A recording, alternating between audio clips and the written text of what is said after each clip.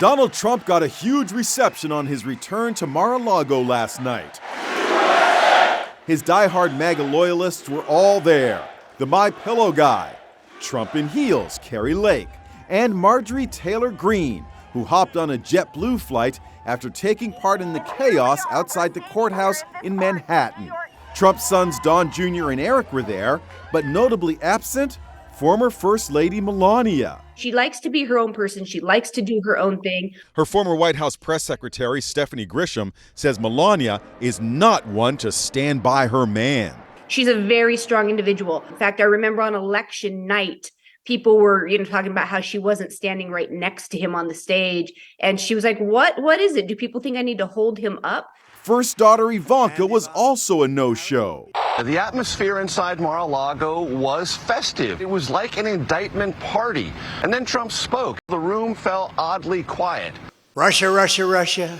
Ukraine, Ukraine, Ukraine. It's absurd. It's an airing of grievances, almost the greatest hits of Donald Trump. A bitter-sounding Trump slammed the Manhattan DA, the judge, and even their families just hours after the judge asked him to refrain from comments that have the potential to jeopardize the safety or well-being of any individuals. I have a Trump-hating judge with a Trump-hating wife and family whose daughter worked for Kamala Harris. Don Jr. piled on, posting a link to an article with an image of the judge and his daughter.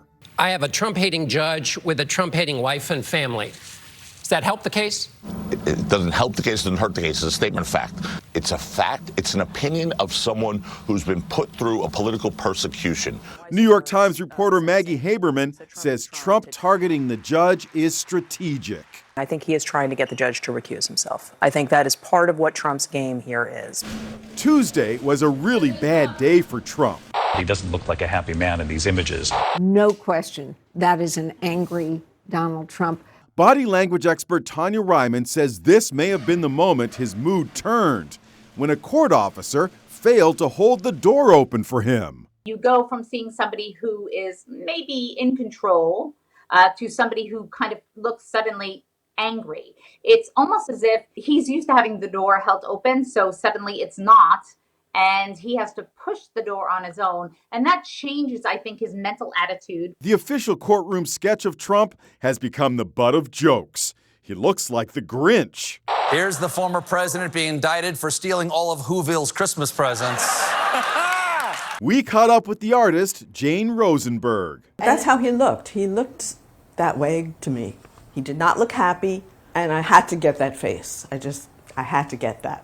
That was the expression I saw. The indictments against Trump are coming under fire today from both Republicans and Democrats. It's disappointment. I think everyone was hoping we would see more. Speaking as someone who very strongly does not want Donald Trump to get the Republican presidential nomination, I'm extraordinarily distressed by this document. Trump's next court appearance is scheduled for December 4th, but renowned defense attorney Arthur Aidala says the case against him could fall apart before then. It's not out of the realm of possibilities that the judge could find that this unique, novel way Alvin Bragg charged Donald Trump does not meet the legal standard.